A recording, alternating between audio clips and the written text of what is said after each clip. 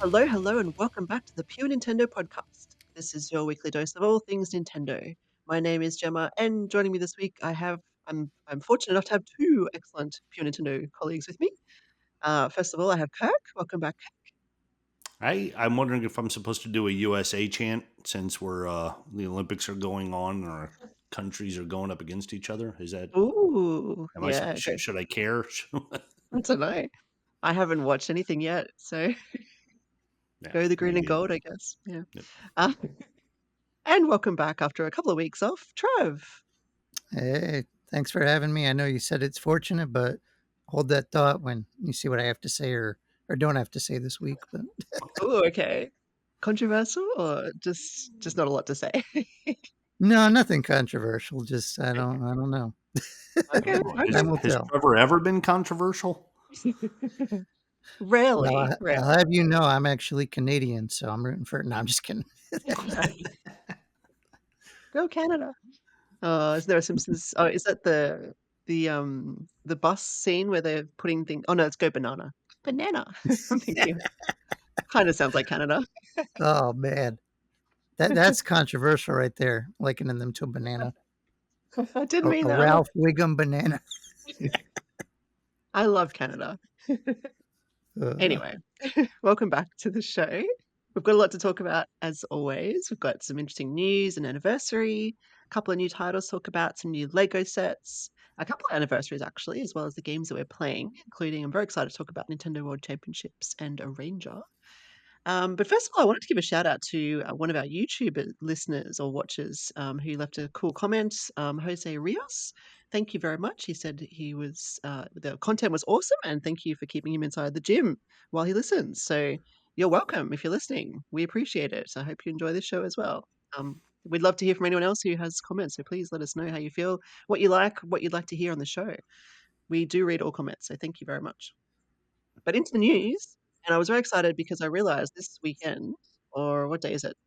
A couple of days ago, 26th of July, basically, in 2019, Fire Emblem Three Houses was released. And um, I I reviewed this one back in the day, actually. So it was a great title to have to be able to review, and it was huge, as we all know.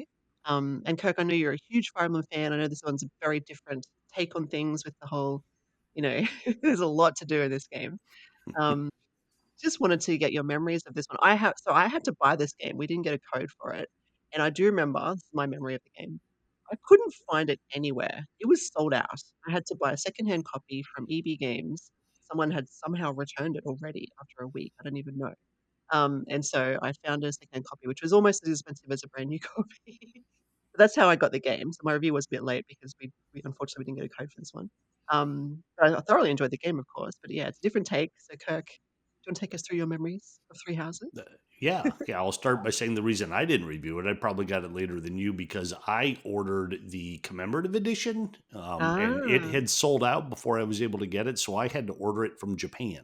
oh wow, yeah. Yeah, I got it from CD Japan. I think I also did I get a download?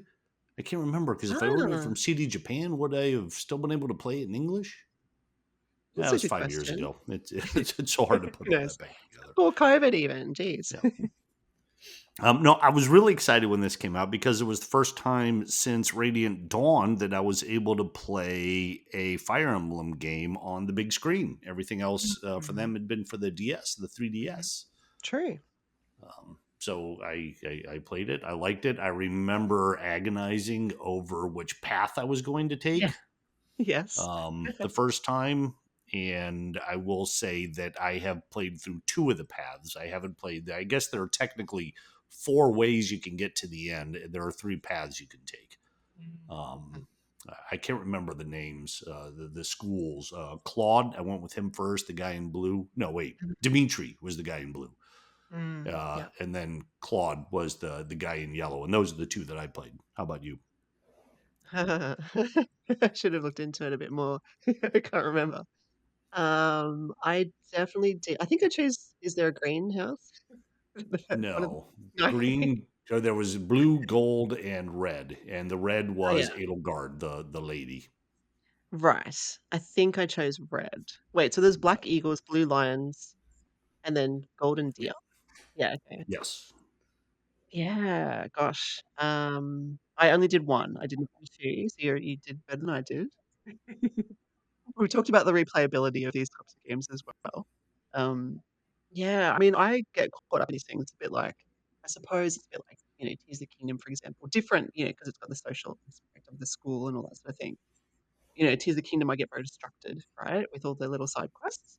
And this sort of Yeah. game keeps me very busy when I probably should be getting back to the battlefield and doing more battles. So, yeah, I enjoyed it, and I thought it was a nice, and unique take on Fire Emblem, like a different take on Fire Emblem.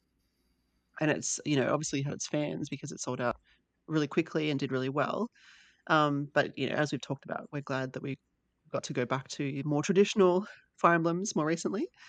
And I do wonder, because at the time I thought, wow, is this going to be the new direction for Fire Emblem? But I suppose it's a lot of effort that they have to put in developing something like this. And maybe they'll alternate between a bigger story, like a bigger campaign or whatever, compared to the more traditional battles. I don't know. What do you think?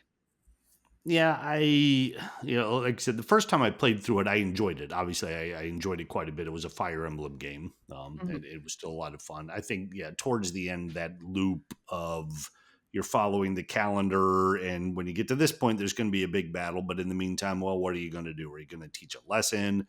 Are you going to Mhm. go to choir practice? Um, or are you going to do like one of the battles, the subquest battles? I feel like that's fine. I mean, the school setting was a little too Harry Potterish for me, but It was. I like the idea of having to decide which side quest to take and then deciding what the rewards are going to be, so they could focus with that. And they've kind of done that, like almost all the games. A couple before then and after have these paralogs where you get the battles where you can get new people or something like that, and you take those on, and that allows you to expand the length of the game without having to Mhm. constantly pushing the story forward. So I get the point of that. I just hope that going forward they find a balance. I know a lot of people were upset because Engage didn't really have enough of that, and they didn't like it for that reason. But Mm. I think there's a balance there, and hopefully with the next game they strike it. Hopefully. I guess you can't please everybody, Yeah, unfortunately. But it yeah. was Well, an and that ambitious it, game.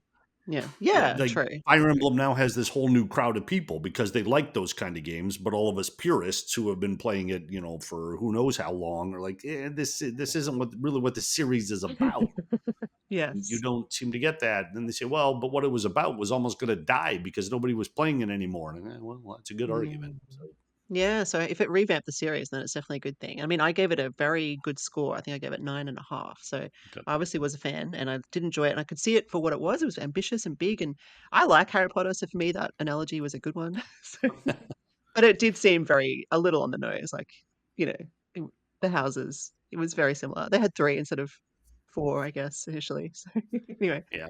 yeah. And I think my problem with that too is that it kills the momentum of the story if we have to worry about all these high school shenanigans going on in the background. It's the same thing I brought up with Zelda, where there's this huge evil thing that's coming and it's attacking, and instead of worrying about saving Zelda, Link's over here trying to help a guy with a newspaper. I'm like, well, what's going on here? Why are we doing this? They haven't Yeah. figured out how to allow you to do that without killing the momentum of what's supposed to be important.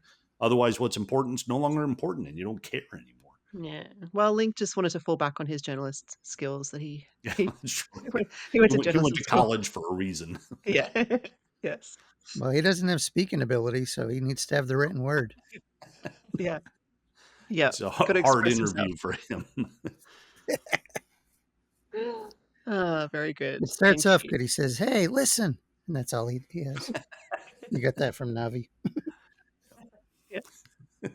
It'll be funny if he actually talks and then you in Echoes of Wisdom, since he's apparently playable, if he said something, that would just totally break the whole thing. Yeah. Like, it would just it would just, "Zelda, help." I don't Mm.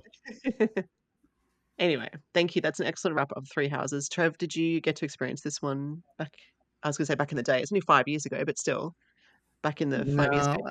I did not. A lot of games in 2019, and that one just Mm, fell mhm. by the wayside for me. But I enjoy hearing about it, and I think to some extent what you say about the different styles can be said about a lot of the franchises in the Switch era, because the Mm, user base is so big, and for a certain generation of younger players or newer players, the style they know is what was on the Switch. So you have older gamers like us who are accustomed to how these games originated, and then those who only know this. So it'll be mm. curious to see, like with the next console, how they what directions they take all these franchises. Do they try to balance the two perspectives? Do they focus on one? Do they bounce back and forth? That sort of thing. That's a really good That point.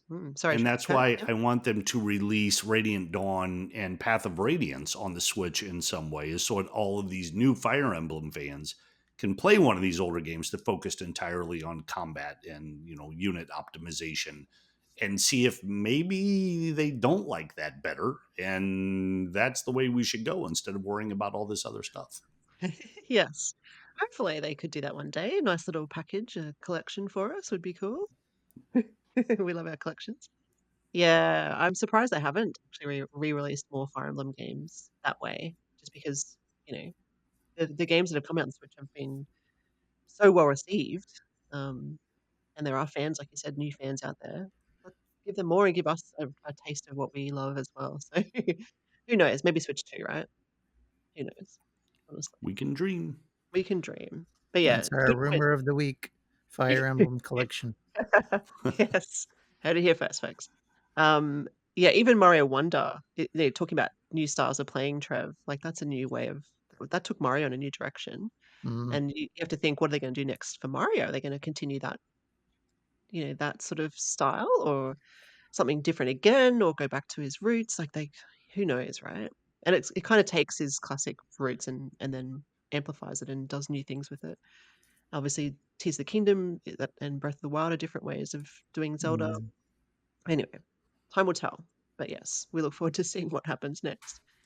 Next on our list is a game that came out, I think, about a week ago, and it's free. So I thought it was worth mentioning, and also because it's a bit of a long running series, and I was hoping Trev in particular would know something about this. It's called The New Denpa Men, and it is on the eShop right now for free. As I said, it's a free download. They have microtransactions within the game. I think it's optional. I have had a quick go of it, and I do remember playing one of the Den Men games on was it like the DS or 3DS or something like that? I think that might have also been free. Trev, do you have any memory of that, or have you heard of Denpa Men and what what do you know about them? you know, I should have double checked. I think I remember reading about this in a very, very early issue of Pure Nintendo magazine, like Oh, mhm. before I think even any of us were writing for it. I think it might have been one of the those first Kickstarter issues. Maybe had Pikmin 3 on the cover back when it was a Wii U only game, brand new game. Right. Um, but I never did play them. This one I did.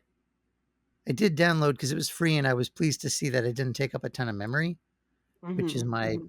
biggest concern. But unfortunately, I did not play it after waiting through a long, like I don't know, privacy thing, legal disclaimer, and it's like scroll, scroll, scroll, scroll, and having to enter my birthday and all this information, and then, Mm. um, but also I had my Switch in airplane mode because the last game I reviewed, Beyond Good and Evil, I was testing to make sure you could still play that offline, which you can, thankfully, but in this case, it looks like you need to be connected to the internet to Yep. really get it. So I'm like, I can't be bothered. So I didn't get beyond those the opening screens, because I'm like, you know what? It's not for me. But I don't have a history with the series, so Mm, mhm. other people may not mind those sort of things that much. Yeah, I did go through that, and it was fine, I think. It was a bit like I don't know why they need my birthday, but anyway, I didn't I didn't put my real one in just because 'cause I'm a bit paranoid about that, but, yeah, there were a few questions at the Mm. start. Denperman, I just I think I think know it your must birthday. I think I know the week of your birthday because I think it's you my wedding do. anniversary. That's true. That's true. Exactly. Don't be paranoid. I'm not going to tell anyone. No, it's fine, honestly. I think So it's if you don't know what it is, it's I guess you could call it a cute game. It reminds me a lot of Miitopia. It's kind of these Oh, little people. I don't think they're actually all men, even though they're called Denpa men. I think that's just the breed or whatever you want to call it, species. But there are women in this group. I think they look, some of them look, anyway, who knows, right? The point is, they're little, cute little creatures that live in radio waves, apparently, in the game. So you catch them from the radio wave. So there's like, I don't know, is it like a satellite tower or some sort of dish or something that, spews out radio waves and you have to catch them and then they join your party. And this one is an RPG. So you go through, I've only done one, but you go through caves and get treasures and you sort of equip your party and you level up and that sort of thing. And it's the kind of RPG where it's sort of an isometric type of view, and then the sort of bad guys are running around the cave and they run towards you. You can't avoid them, which is kind of annoying.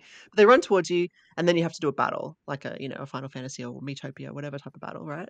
Like a turn-based thing. So you make moves and deal damage, and then the winner takes the gold and levels up essentially.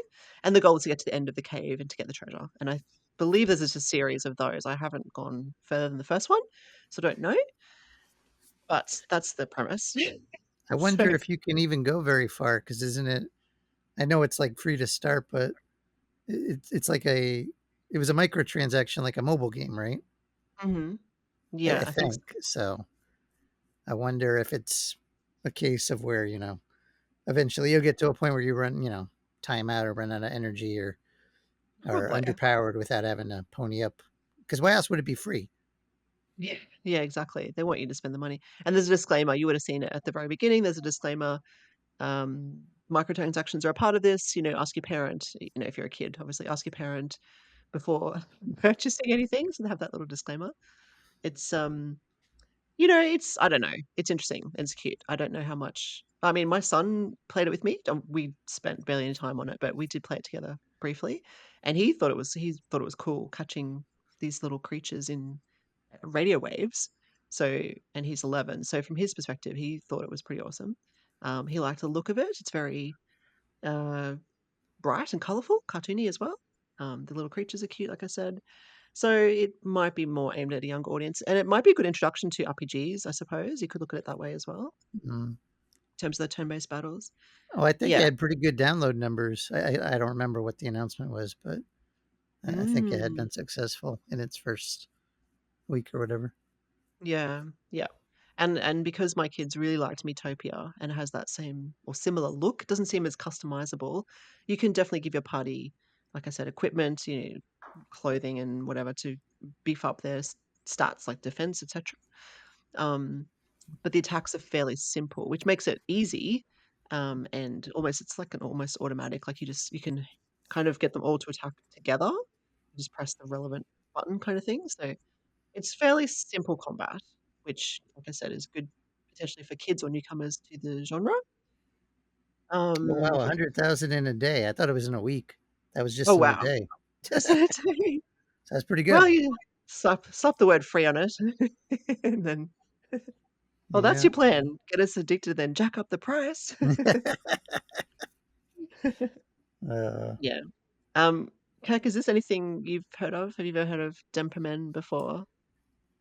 I'm sure I've heard of it, and I recognize the look as I was checking it out here, but I have never played it, so I Mm, yeah can't really yeah. comment. It's okay. And there's a few games in the series. This one is apparently some kind of remake or combination of two RPG versions of Denpa that maybe were mobile games, like you said, Trev. So it's not entirely, even though it's called the new Denpa it's new for the Switch, I suppose. And I think one of those RPGs was called the new Denpa RPG for some reason. Anyway, I believe it's very Japanese. I believe it's very popular in Japan. It's here, it's free. Give it a try. Let us know what you think. Yeah, there's no harm in, in trying it. Anything you could lose is time. And if you do the microtransactions, I suppose money as well. But maybe don't do that. that's why Anyway, I don't save my card in the eShop. I have to manually enter it every time and then, smart. Yeah, not that I that is. have kids, but crazy things happen. So, Yeah, that is true. And even not having like not even the entering kids into the equation as an adult, if it's saved, it's very easy to just buy anything and feel like you're not spending money, right?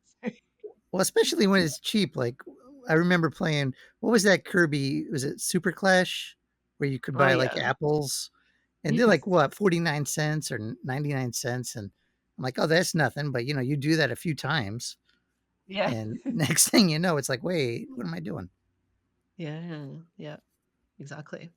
That is so. This is unrelated. I have a screensaver on a different laptop, on a different computer behind me or in front of me, and it's showing me Olympics tally, which you just mentioned at the start, and Australia is leading in gold apparently. Anyway, so Wow, how's you should get Canada onto. doing?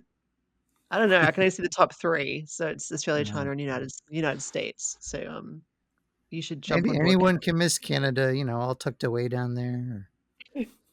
Yeah, What, what's what that, that's Down, what Homer down said. there. No, that's what Homer said when Marge Oh, okay. was like, she was complaining about the teachers. She's like, it took them 40 minutes to locate Canada on the map. And Homer's like, oh, anyone can miss Canada tucked away down there.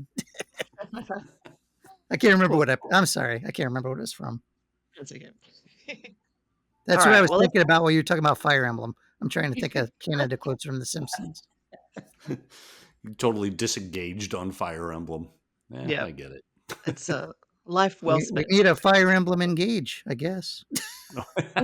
Fire Emblem disengage. That could have been your whole review. Fire Emblem disengaged. Oh, 3 out of man. 10. Oh no, no. Uh, All right. Well, let's move on. This is the next item on the list in terms of news is a couple of new Lego sets, which I don't know. I don't know about bringing these up because I don't know how popular they are, but this one in particular I put here because it just looks really, really cool. And we've talked about different Lego sets over the years, and there's pros and cons, and they're expensive, etc. But this Lego Mario and Yoshi set, have you guys looked at this? It's like a 16-bit pixelated Mario riding Yoshi from Super Mario World, and it's I don't know how big it is. I can't remember the stats there, but it moves like it's kind of flat. Like you would put it. I assume you'd put it on a desk or a shelf, and you're looking at the side view of Mario riding Yoshi, just like in the game. And it has a little handle that you kind of, I think, turn, and it moves up and down like he's riding, and Yoshi's tongue sticks out. It looks really cool, and I mean, I happen to love Super Mario World. It's like my favorite game of all time. So I'm a little biased there, but it just looks cool and different. It's not like one of those Mario sets, that you have to interact. The ones that are kind of playable, which have their place. This is more like a set that you want to put on display, and I think it actually would look good on display if you're a fan, which I am. So I'm very tempted to get it. It's not as expensive, anywhere near as expensive as the Zelda set that is coming out. I think it's like what is it, like under 200 or something like that? it was like Um, 129.99, Yep. yeah, I think, which is or in not too US bad. dollars anyway. Yeah, that's US dollars. Yeah. It's yeah, like 1,200 pieces. Yeah, so I don't think it's huge. I don't know how tall it is. It'll say it somewhere. It looks Anyway, decent size in the little yeah, it video, does. unless they have a really small model sitting next to it. I don't know. But Yeah, yeah, exactly. No, it does look really cool. So and then that set me on a bit of a rabbit hole, and apparently there's a Shadow the Hedgehog set also coming in October, which is just like a head. And so people talking about online are like positively talking about Mario and Yoshi, and then saying Shadow the Hedgehog looks a little weird because it's just like a head. yeah, he don't look as good as Mario and Yoshi. No, no. But I'm a So sucker for pixel art, so this is yes, my that's kind of Lego yes. thing, to be honest. Yeah. See, there you go. So I think it was worth mentioning. I am very tempted by the Mario and Yoshi set because yeah, it just like I said, it's my favorite game. It is pixel art. It looks really cool. I think it'd be great for displaying somewhere prominently in your house or whatever. Check it out So, if you watch this favorite new game of all trailer. time, Yeah, I'd say so. any That's system. well, that's what I usually answer with because I just have such fond memories of it, and I spent a lot of time playing it as a kid. So Wow. yeah, I just love it. Hence why I always love a new Mario game. I'm always eager to hear news of a new Mario game because I just have Mm. such fond memories of that one. Hmm. But, I grew up with Mario and Zelda, so they're my 2 main franchises. Yeah. But that would be I think that was just the pinnacle, like, I'd played Mario 1, 2, and 3 on the NES, and then when this one came out, I was a little bit older, could appreciate it a bit more, and it was kinda like the Super Nintendo was kind of mine. It was kind of the family's, but the NES was definitely the family's because I was younger. The Super Nintendo was my system and my first system, and I just loved all the games on it. And so because I was growing up during that period, that was Uh, very nostalgic for me. So, yeah, and I so just if wanted you to get be this Lego set, I'm sorry, Mhm. are you gonna be letting your kids like wind it up and play with it, or is it just gonna be a display piece? Oh, they can wind it up. Yeah, why not? I Ah, don't mind. Yeah, I don't mind. They can wind it. I mean, it will be on display, but they can also wind it. That's fine. I'm not too fussy about stuff like that. Yeah. cool. The good thing about Lego is it can be fixed. If it breaks, you can fix it.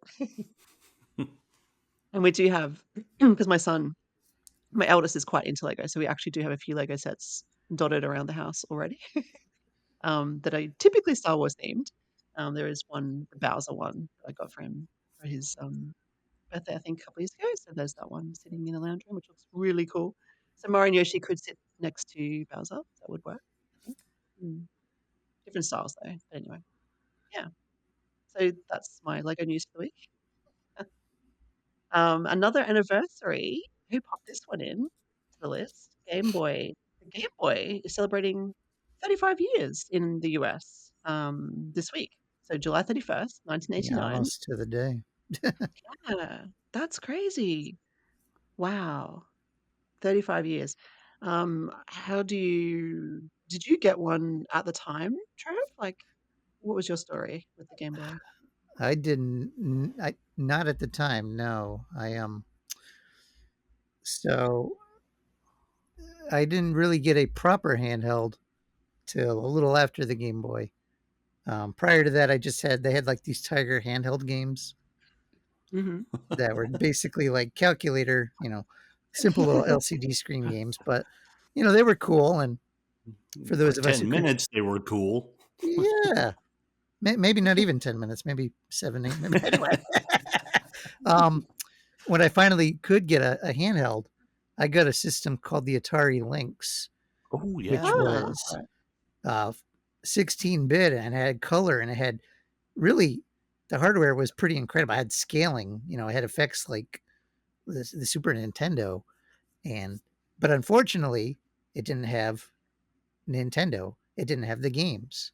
Atari mm, would bring in these like arcade ports and some of their own stuff, but there was no, what we used to call killer app. There was no Tetris. There was no Mario Land, anything like that. No Pokemon. Which incidentally, around the time of Pokemon is probably when I got the Game Boy. mhm, Because prior to that, the Game Boy was dated when it came out in '89, but it was wicked popular. But around the mid '90s, it was kind of dead and buried, at least around here. And then mm, Pokemon came out, and all of a sudden, it got this huge, like a phoenix rising from the ashes, and it was like back in a lot of coverage, and games were flying out the door. And I'm like, you know what? I'm finally going to get one. So this would have been in the later '90s, and by that point, there was a lot of players' choice games out, and but I was able to play the Game Boy even prior because my friends, had I remember playing like Mario Land and some of the bigger games, and it's crazy to think about 35 years because it's one of those. It's hard to remember that time before the Game Boy, mm, like mhm. playing those Tiger handhelds. I mean, I do remember that, but it seems like a lifetime ago, and I mean, it kind of is 35 years, and I wonder why it's not like I stumbled upon that just kind of browsing. I wonder why it's not more of a thing. I guess maybe 35 is not, that 25 is a good number, right? But 35 is not. So I don't know, but Yeah, maybe 40 or 50 will be celebrated. like you'd think Fif they would at least dump some Game Boy games on the eShop, right? Because True. there's still quite a Yeah, few, that we don't have, on there. And I know they're sporadic in how they do that, but mhm. yeah, They could do it ahead of 31st of July. That's It gonna is be just the looking day at after this episode launches, or yeah. 2 days after. Yeah, so that's Wednesday, midweek, yeah. Yeah. Yeah, well, I mean, they tend to drop sometimes they just tend to drop games randomly, so they could do that. I don't know, but they don't really celebrate anniversaries a lot or well, Nintendo, do they? I wouldn't say. In case they They do drop it, I'm gonna say I predict they're gonna surprise us, and you can just edit out Mhm. what I said before. Yeah, okay. Nobody will know but us. Like, I didn't even notice anything Pikmin related last week, Kirk, after we talked about the Pikmin 4 anniversary. It's only a year old. Do you think they'd, like, put it on a discount or do something? It's possible also that I missed it, but I didn't see anything. Did you? I think I did see a post. I saw a post on formerly known as Twitter, because it was like the typical thing where, hey, this came out a year ago. What are your favorite memories of whatever? Then people get on and reply, and nobody ever reads it. But that's Yeah. all I saw. Yeah, okay, fair enough. The Game Boy came out a year later in Australia, so 1990. I Uh, think we must have got it. I don't know if we got it in 1990 or 1991. I don't remember the year. I just remember being a kid and my mum surprising us at Christmas. It was like the last Christmas present that we had to open, and she called it the piece de resistance. And I'm like, I remember ooh, that because yeah, because it was like awesome. It was an awesome present. So it was for both my sister and I. And yeah, I mean, the Atari Lynx came out in 1989 also as a 16-bit console. That's pretty crazy when you think about it. It was yeah. a 16-bit handheld. They Wow. didn't have the games though. Like I remember going to Mm. like a KB Toys with my buddy Jeff, and he's buying Mario Land 2 6 golden coins, and I'm buying like Ah. Rygar, which was a fun little game, but it's no Mario Land, Mhm. and then I remember like finally playing like Link's Awakening, and I'm like, oh Mm. my goodness, it was like a Link to the Past on Super Nintendo on the Game Boy, and I'm like, I can't believe this archaic little brick is doing this, like, and not to Yeah. mention the fact that the batteries on the Game Boy never died. The Links, they last Mm. 5 hours if you're on a good day. Like the Game Boy, like I never remember changing them. That is true. They lasted for a long time. That is true. And it was such a sturdy, compact device, the Game Boy, because it had that kind of rectangular shape with this kind of squarish edges. Might not have Yeah, looked the prettiest thing, but it just lasted. And you know what? Actually, I just realized it was in, I know the screen wasn't, but the actual device was kind of in portrait mode, which now we all have phones and we all hold them in portrait mode. But the Lynx and all the other devices and even, the Switch, etc. They're all yeah, landscape. So the Game Boy was kind of ahead of its time there, I think, being in that position a little bit. I don't know. It's just amazing, yeah, to think that it's yeah. 35 years. Mm, very They cool. had it. They had the library. They had the battery life. They had the price. I mean, a Game Boy was Mm, not a expensive, investment. And what And they it had the only mark. took, what, like two batteries? Like the Lynx took six batteries, yeah, I think which it was was 2 insane. or 2 or Like 4, I can't remember. I ended up Yeah. being tethered to an outlet because it's like, you take it out and What and it fit easy in a starts pocket. The Game Boy, right in the pocket. mm. What were you saying, Kirk? Sorry. Nintendo had the marketing too. I remember when these were coming Mm. out. I can remember Nintendo commercials. I remember one where they were showing like it was adults. They were showing adults playing it like on the bus on the way to work. Right. Um, like tennis. It's like it looked like they were actually getting up and playing on their way to work. I don't remember a single commercial at all for the Lynx.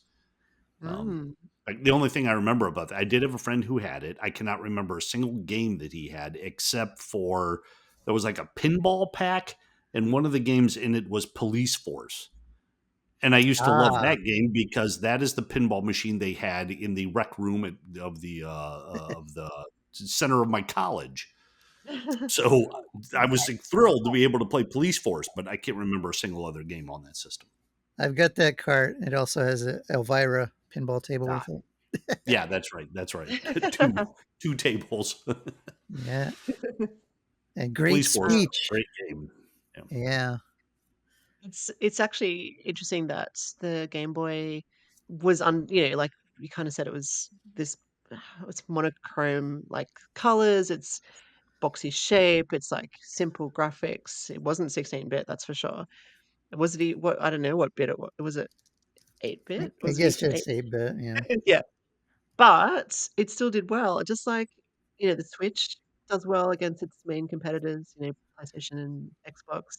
The Wii also did really well against more high-powered consoles. Nintendo kind of has this precedent for doing that. Just being about the Mm, games, keeping the hardware a little bit simpler to keep the price down, I suppose, is part of it, which is good. But yeah, still, like you said, Link's Awakening, to get that out of that simple console is pretty impressive.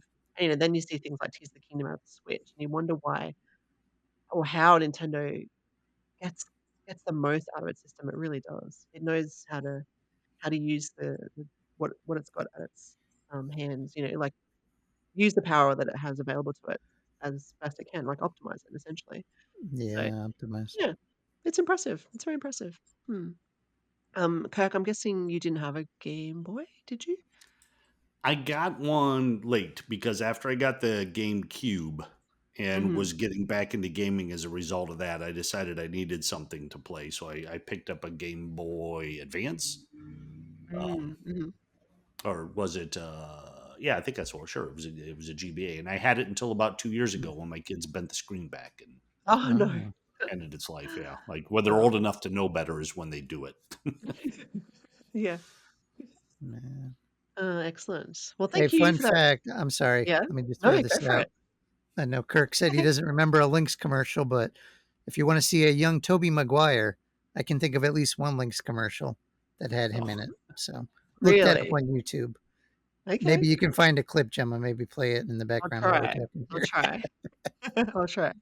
I don't even remember Atari Lynx being in Australia at all. It may very well have been, but I certainly wasn't aware of it at the time. So Well, like it Kirk said, their marketing compared to Nintendo was, they didn't have a lot of money back then either. Atari was, mm, during the Tramiel era, they were very, I don't want to say frugal, but well, anyway, I'll leave it at that. This isn't an well, Atari they were podcast. recovering too, yeah. right? I mean, the whole thing crashed, and Yeah, they were trying to rebuild. Yeah. that's true. And Nintendo swoop in and kind of, at least in North America, kind of saved gaming. So, Mm. Yeah. That's a good way of looking at it.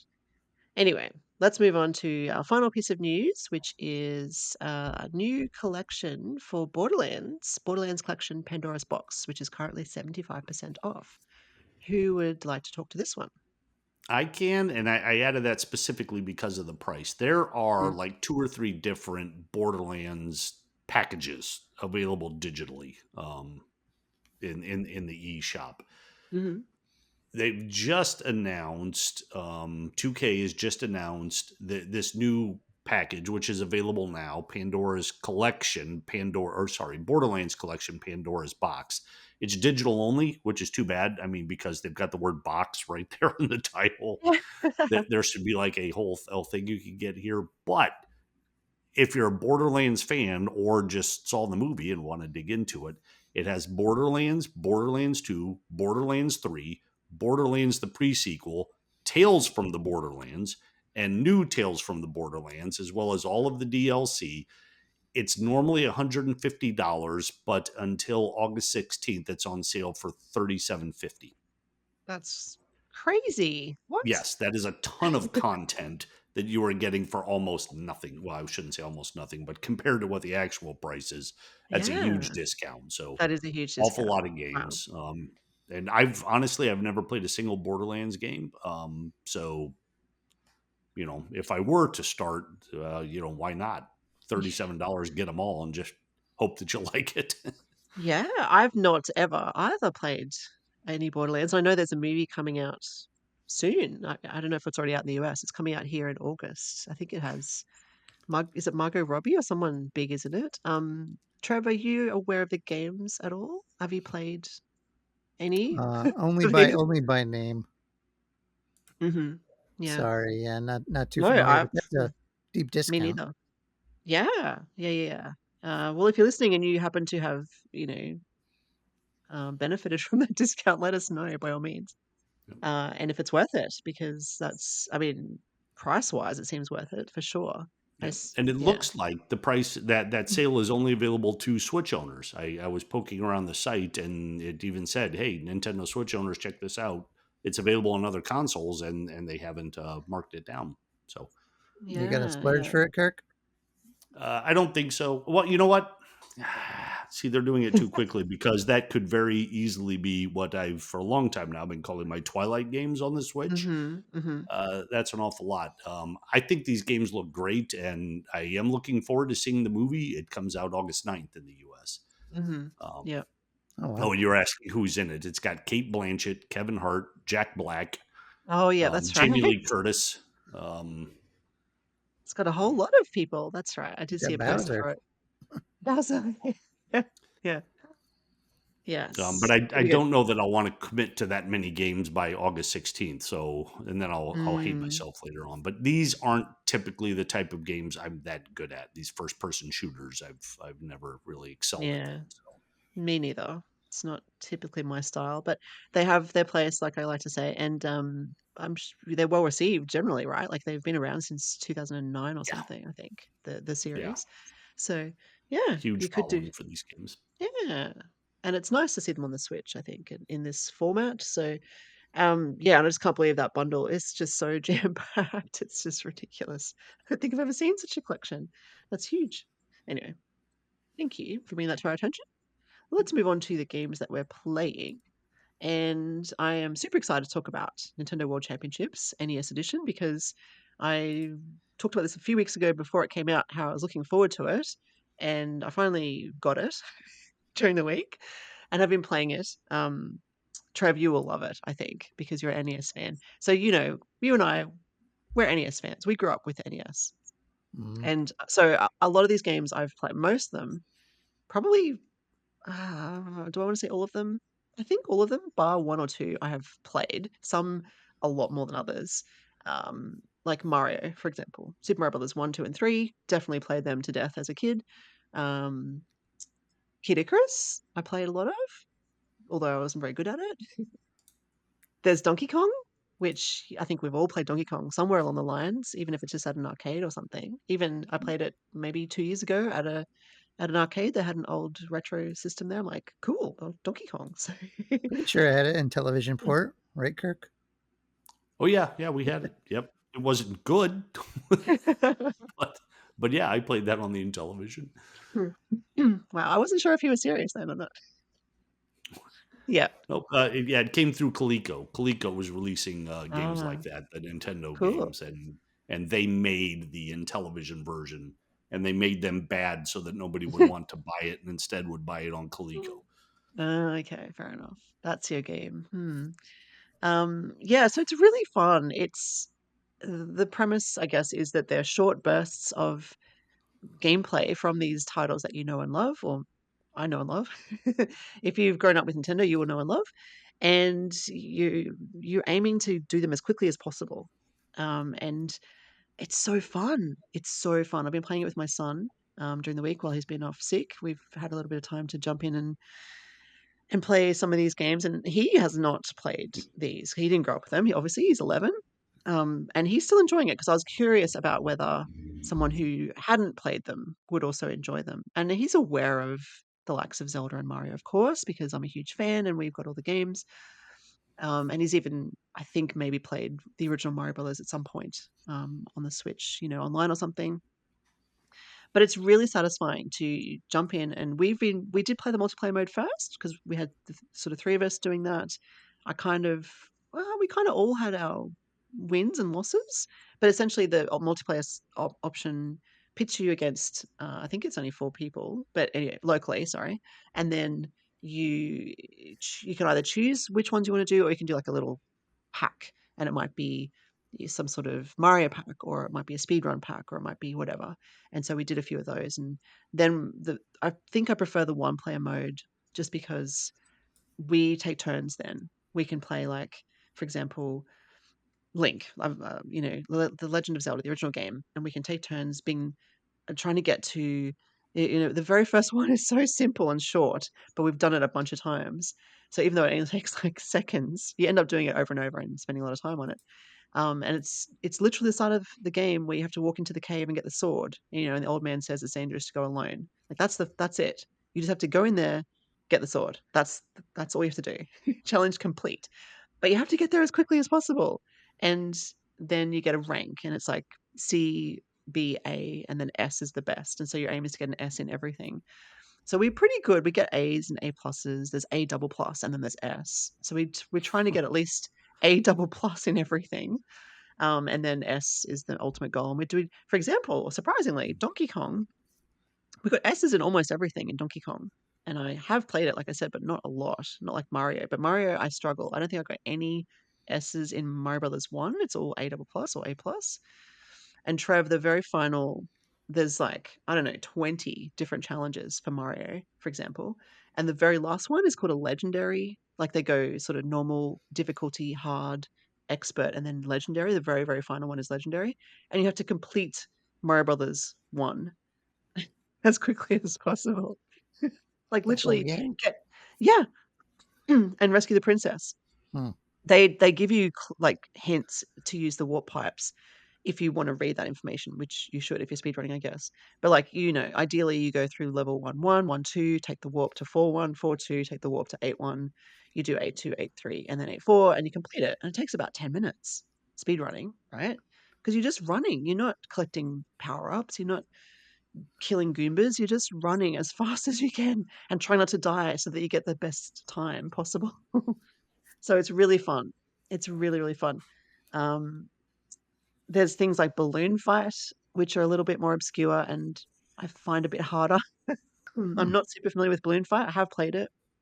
I think maybe Oh, my cousin had it. My cousin had it or something, but I'm not so au fait with that one. Same with Excite Bike. I definitely have played Excite Bike, but I'm not very good at it. I cannot for the life of me work out how to use the turbo. Like I'm only getting B pluses in the Excite Excite Bike levels because I just can't do the turbos. I don't know what I'm doing wrong, but I just can't do it. hmm. Maybe Trev, maybe you know how to do that. Um, I have a couple of questions for you, if not to please cut ask you away. off, but No, I'm ready for questions. all right. Because long story short, I was in GameStop Hmm. at the counter, and the clerk had a copy in hand. He was ringing it up. It was the last one, and Hmm. I actually I stopped myself. I was hemming and hawing. I said, you know what, $60, or I can get it for half price. What am I getting? This cool gold cart, but it's just extra stuff to dust. These cards, these pins. I got a million pins. It's like, do I want to spend $30 on swag when I already have so much of it? And I said, you know what? Never mind. And I walked out. Right. And then, I've been so torn. But my first question is, how is this compared to like the NES remix games in terms of like structure and flow and challenges? It's similar in the flow of things. Like it's very easy to jump into a level. They're all kind of laid out for you. You can choose them. They're kind of ordered by game. And then some games, like I said, have like 20 challenges like Mario, and then others have fewer. Like Donkey Kong has fewer and only has like, I don't know, 8 or 10 or something. Ice Climber as well doesn't have as many because there's just not as much to do in those games. But they're not remixed. It's the original games, so you're not doing challenges that you wouldn't normally do in the game itself, if that makes sense. Like Yep, in it does. yeah. So in The Legend of Zelda, the first one is very simple. You have to get the sword, then you have to get a heart from a cave, which takes a couple of minutes. You have to go through several screens. You have to fight the first boss in the first temple or dungeon, sorry. And I think there's another. I haven't finished the Zelda ones, but I think you have to fight the second boss as well. Is he that Tyrannosaurus one? I think he's the second boss. Duodong, whatever his name is. He's one of them as well. So it's Da just donga dong. Dodong, yeah, that guy. You know who I mean. He hates So it's like, smoke. yeah, exactly. You use bombs, I think, to beat him. Yeah. And so yeah, the challenge is it's the original game, like even with the flicker, like how sprites flicker in the Mhm. NES original games, it's to that detail. Like it looks like you're playing the NES pretty much. The Yeah. buttons are the same. You just use your A and B button. Yeah, so it's different to the remix in that sense because it's literally the original games, and you can't really go off course you have to kind of follow the path. Like for example, when you have to get to the cave to get the heart for the Legend of Zelda challenge, um, you can't go off a different path. You have to go right, right, right, and then blow up a hole in the wall in the blow a hole in the wall to get into the cave, that kind of thing.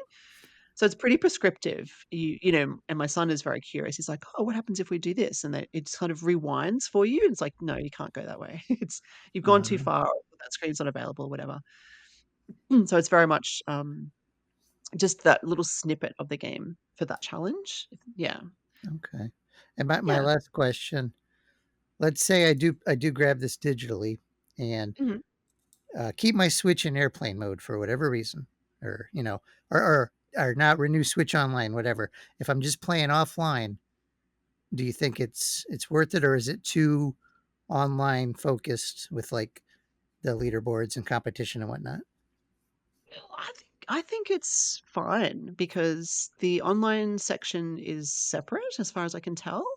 So there's challenges. Like when I'm playing the solo player mode, or even though we're playing it together, we're passing the controller back and forth and having goes to see not necessarily to see who can do the best, where because it's one player, but to see who can get an S or an A double plus, whatever. Once you get an S, I'm like, well, I'm not going to do that again. But the online section is like it's a separate menu item. And you go to that, and it's like there's these challenges that you can do. I think they're like silver and gold challenges, they call them. Excuse me. And they change. I don't know how often they change. I think it might be weekly at the moment, but you have a set of 4, and you're not even playing against live people. It's Ghost Starter. So it might take your best or whatever and pit it against others, and you have to beat them. And it's an elimination situation, so there's 8 players, and then the top 4 make it through to the next round, and then the top 2 make it to the next round, and then there's a winner. But as far as I can tell, you can do the solo mode without online, I'm pretty sure. I have online, so I'm not sure. What I could do is test it with another login, like another, Switch user that doesn't have online, because I only have it for the one account, and that would answer that question. Yeah, Probably. I I'd be curious. Yeah, yeah. Thank you though. No, that's okay. Yeah. I'm not sure they'll need I suppose you'll need online for longevity, as in once you've done all the challenges. There are a lot, don't get me wrong. I'm not even halfway through, probably. We've done all the Mario ones. I think we've done all the Mario 2 ones, Donkey Kong, Ice Climber, and then we're getting like, I haven't done Mario 3 yet. There's Zelda 2, there's, like I said, Balloon Fight, there's a lot, Kid Icarus, which is always hard. Once you've done all those challenges, of course you want to get your S's, but say you've got S in everything, what do you do? Well, there's nothing really left to do apart from the online challenges. So there is the Mm, party mode, so that's the multiplayer side of things that I mentioned earlier. And if you've got 4 people who are keen to race through Mario, then that's fun. Um, yeah, it might be a good games night thing for 4 like-minded people. But yeah, does cool. that answer your question kind of? Yeah. Yeah, I was just thinking because like I have different friends. Some people like like everyone has the Switch, but they only have one online account. Like they don't have a family account, Mm, and yeah, it's like if same. they're on Yeah. separate profiles, like can they do local leaderboards? Like I know they have couch play, but just Mm. compete with their friends or their family, like in their house. So, um, that's the sort of thing Yeah. I'm thinking of now that I'm thinking about just getting digital because Mhm, I tend mhm. to not get digital games if there's a physical option. In this case, Yeah, it's twice the price, so that's I why know. it's almost like I'm trying to talk myself out of it because I'm like, well, maybe I don't want to Okay. do it, but Yeah. No, I mean, and I wanted to get it, and I considered the physical as well, but like you said, it's really expensive, and I yeah, figured this was the sort of game I probably would jump in and out of, so I preferred digital for this because then I don't have to swap the cartridges. I can play my review games, and then I can just go do a couple more yeah, that NES makes sense. things. Yeah, so it felt right to me. Um, yeah, and the price wasn't too bad. Like I think it was 50 Australian. 30 US. Like it's not a full priced first party game, which it shouldn't be. The gold cartridge does look really cool, It really but does. Everything looks cool. yeah. But like you said, how many knickknacks you need, I don't know. I don't know. I guess so many already. Yeah, that's it. You need a basement like Kirk so you can store all these things. My magical mythical basement. Yeah, yeah. Who knows what you'll Bottomless. find down there. Anyway, any more questions about Nintendo World Championships NES Edition? Not for me. I've taken up enough time. Okay. All right. Well, I'll move on to the next game I'm playing, which is another one I'm really excited to talk about, which is a Ranger, which I'm reviewing, and it just came out this week, like last Thursday. And it's called the full title is A Ranger, a Role Puzzling Adventure. And this was an indie game. I think we talked about this on the show previously as well because it was highlighted during the indie showcase a little while ago. It was a highlight in Nintendo's eShop releases for last week. So yeah, it's an indie title. It's pretty special. It's really fun. It's really unique. It's that top-down perspective. It looks like a kind of Zelda game, I guess, a little bit in terms of the top-down style. It's not so much of an RPG, which I thought it was. You're not like leveling up or getting new weapons or hearts or anything like that. It's very story-based and very puzzle-based, but also very good. And so the premise is that your character. Oh, and I've got to tell you this, guys. The main character. Guess what her name is? Jemma. Hmm. It That was is. my guess. Okay. It's Jemma. It's Jemma with a J as well. Because when I go and get a coffee, people always write Jemma with a G. And Really? I'm not Jemma with a G. I'm Jemma with a J, and so is the girl from Arranger. So it's like I have a game hero now named after me, kind of thing, or I'm named after whatever. Anyway, she's really cool. She's kind of sassy and fun. She kind of turned up in this town when she was a baby. I don't know where she came from, but she was found and brought up in this town. Didn't really fit in. When she came of age, she's moved out. It's all very amicable, but it's time to leave the town and see what's in the outside world. The outside world is kind of dangerous, but also there's very interesting characters that you meet along the way, and there's puzzles to solve, which are these sliding tile puzzles, and they're really creative, very inventive. You might have to defeat an enemy, and there's like a sword that you have to slide into the enemy, kind of thing. But you got to work out how to get the sword to the enemy, if that makes sense. You can't die yourself. Like even if you go right up to the enemy and touch the enemy, it's like try to slide into the enemy, it just kind of blocks you. So it's very um, not easy, but it makes it easier because you can't die. So you're not concentrating on hearts or lives or anything like that. It's all about the puzzles and all about getting past these blockages because there's the enemies will block your path and you can't get through until you work out how to defeat it. Um, there's some puzzles involving like these like kind of robotic things that you have to extend and then you have to move and as you move they kind of go back to where they came from and you have to reach a certain point before the gate closes. They're really good and really creative and quite head scratching at times. Never frustrating, but it really satisfying to solve. So it's not super difficult. There is a hard mode though if you want more difficulty, which I really appreciate. There's actually a fair few options. You can turn on hints, which is more like a guide, like it's sort of an arrow that points you in the direction of your goal, like where you're supposed to be going. There's a counter, which is more like a not really a helpful thing, but you can see how many slides you've made. And I'm in the like 40,000s or something ridiculous. There's a timer to show how long you've been playing. And I'm like 5+ hours or something like that. So it's really cool. There's these little features. There's even a two-player mode. It's very simple. Probably not the best because the two-player person kind of just floats around and can annoy Gemma, but can't really interact with anything. So it's Wait, a the bit of a game Gemma or the real Gemma? both. Okay. Yeah, no game Gemma really, but yes, it's a nice little add-on, but it doesn't really do anything. Like I'm like, oh cool. I went to the menu and I saw that there was a two-player mode, and I'm like to my son, I'm like, oh, there's a two-player mode because I was playing it in front of him. Hey, can you quickly jump in and play with me? This will be really fun. And he jumped on. He's like, can't do anything. Like I can just fly around and do nothing. I'm like, okay, well, don't do that then. So yeah, it's fine. It'd be hard, I think, to have two people sliding tiles at the same time. Probably wouldn't work well, or it'd be much harder to build into the game. The graphics are really nice. The music is very relaxing and nice, like guitar, like an acoustic kind of guitar background. It's not at all what I was expecting, but it's really nice. It's very good. And I feel like they put a lot of effort into this game. Sometimes the puzzles, like I said, they can be a little bit hard, and I'll be like, "This is broken. There's a problem with the game. I can't figure this out." And then I'll come back to it. I'm like, "Oh, I just have to do that." It's really easy. It's very, very clever, very, very clever, and there's lots of neat characters to meet along the way. There's boss fights, which are really inventive as well. Um, there's a whole town that you have to save. Yeah, it's really nice. It's a really nice game. I'm definitely enjoying it. I'm writing up my review this weekend, so look for that next week. It is on special as well at the moment. Until the 8th of August. It's 19.99 usually, but it's 10% off, so it's 17.99 for the next couple of weeks or week and a half. So yeah, one worth checking out.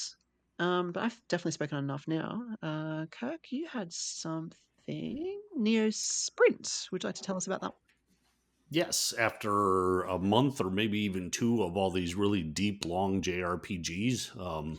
I've decided to finally pick up a review of something that I could just hop right into and play quickly. Cool. This game came out in June. In fact, from the day we're recording, it was exactly a month ago. It was released June 27th for the Switch. Sprint is a remake of an Atari game going all the way back to the late 70s. 1978 is the earliest. No, it looks like maybe even 1976. So we're Wow. talking before arcades were even a thing. This was a video game that you could play. It's a racing game. It's just kind of like a really quick rally game. The original had just like black, white, gray. It wasn't even vector or cool like that. It really looked like a racing version of Pong. Um, but the interesting thing about it is the Switch version you can play with up to 8 people. It's a top-down view of the track, more of an isometric thing. You can play it where the camera is focused on the car, so you're a little closer to the action. I didn't try that in multiplayer mode. I'm assuming it can't exist. And then there's one where you're all the way back looking down almost like a blimp view of the racetrack, and you can have 8 people playing at once. The Cool. original arcade game, I never saw this, but I'm seeing pictures when I was doing my research on it. There was an 8-person arcade version of this game Wow. based on what I'm seeing here. I never saw it in an arcade. I saw it by itself and played it. I've seen it 2 people, 3 people, but there's a version where it's like the screen is in the middle of this canopy more or less, and on all 4 sides there are 2 steering wheels. So in the arcade game, you had a steering wheel and you stood up and you had a gas pedal. And it looks like up to 8 people could play that at a time. I never saw it.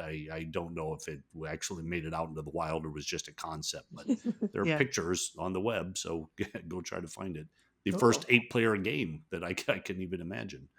8-player video game, I should say. Yeah. Yeah. Yeah. True. Um, but I like what they've done here because I mean it is just very quick arcadey kind of action. You can choose the color of your car, you can choose the kind of car that's if it's better at acceleration or speed or turns, kind of a Mario Kart sort of thing in that regard. But Mm. it doesn't waste a lot of time in getting you into it. The whole point is to just get in and race. So there's not a lot of like customizations you can do. You do still have to decide, how many people are you? Are you doing the campaign mode, which you have to do to unlock further tracks in order for the multiplayer? Like in multiplayer, I think you start with just 4 tracks available to you. You have to play campaign mode in order to unlock more. I don't know exactly how many more there are. Um, but they get really complex too. Like at the beginning, of course, you're just going in an oval, and then it starts putting in more turns. After a while, there are ramps where you've got to like jump over things, or you end up if you crash, you have to hit X, and it sort of like repositions you and starts you. Or if you get turned around, you can do that too. It takes a second or two, as opposed to like hopefully just backing up and getting back into place. But you could bump into other cars. There are choke points. You can get your car knocked off the track. So it's a pretty good game. If you're into like arcade racing games, then this one should satisfy that need. Cool. Yeah, it looks nice. Looks like a neat little racer for sure. Yeah, the graphics are fun and colorful. The music is sprightly. There's not a lot of attitude. A lot of racing games bring in all kinds of and I use the word attitude. I don't know if that's the word for it, but it's Mm. just strictly about the gameplay as opposed to, hey, look how cool this driver is versus this driver, that kind of thing. None of that. Take that away. Yeah, none of that. Yeah. None of the Nice. 80s cartoon commercial kind of characters. Yeah. Yes. Very nice. And I love that it was an Atari game because how does this keep happening? Where you keep finding these, Atari classics that get revamped. That's awesome. Yeah. Yeah, they've been doing a really good job of bringing new life into some of their old franchises. This isn't one like when I played it and then went back to look it up and I saw the old pictures. I'm like, well, of course I remember this. Like the original arcade game had oil splotches on the track that you had to avoid, and they actually inside the Mm. oil splotch they wrote the word oil, so you as the gamer would understand Right. what that is and maybe want to avoid it. And I thought, Right. wouldn't it be helpful if Real Highways like wrote black ice in the Yeah. black ice on the so you don't hit it and slide off the. Yes, it would. What is black ice, by the way? What? Oh, they don't have black ice in Australia. Not that I'm aware Uh, of. that's it's basically just ice. I don't even know why they call it that. I actually had a car crash once because of it. It's ice like on a bridge that you can't even really see. It's just Like blends in ice. with the pavement. Yeah, Ah, it literally is just ice. so it's like They give it. it's transparent, right? Yeah, Yes. it's Yeah. like yeah, Like you're not Yes. like on ice on top of a river or a lake or something like that. It's a thin Okay. sheet of ice that is hard to see and bad to hit. Oh, that sounds pretty scary. I'm glad that we don't have that here. But yeah, maybe in the mountains they do. I don't know. Cool. Well, thank you so much for that. That's awesome. Look forward to you're reviewing this one, aren't you? Neo Sprint? Yes, yeah, Yes. review should be up this week. All right. Look forward to your full thoughts on Neo Sprint. Anything else we wanted to cover off before we close off the show for the week? Any comments from anybody? No? Not here. No? Okay. Thanks for listening. Yes. Well, thank you both for joining me Yeah, again thanks this for week. listening during your workouts. Yes. Yes. That's right. We Yes. got a good workout today. An hour, 7 minutes and counting. Yeah. Yeah. That's it. Go. Go for it. Our Go for gold. podcast improves people's health. Yes. I hope so. I hope so. Yes. Well, thank you everyone for listening. We really appreciate it. If you could hit that like button, that would really mean a lot. We're working on our next issue of the Pure Nintendo magazine. If you'd like to get on board and let us get a copy into your hands, we'd love to do so. Jump onto patreon.com/Pure Nintendo and join in on the fun. And you can also follow us on social media. We're on Twitter, Blue Sky, and Mastodon at Pure Nintendo, of course. I think that's it. Thank you, everyone. Thank you, listeners. And until next week, game on, everybody. Bye. Goodbye from the vast cornfields of Canada.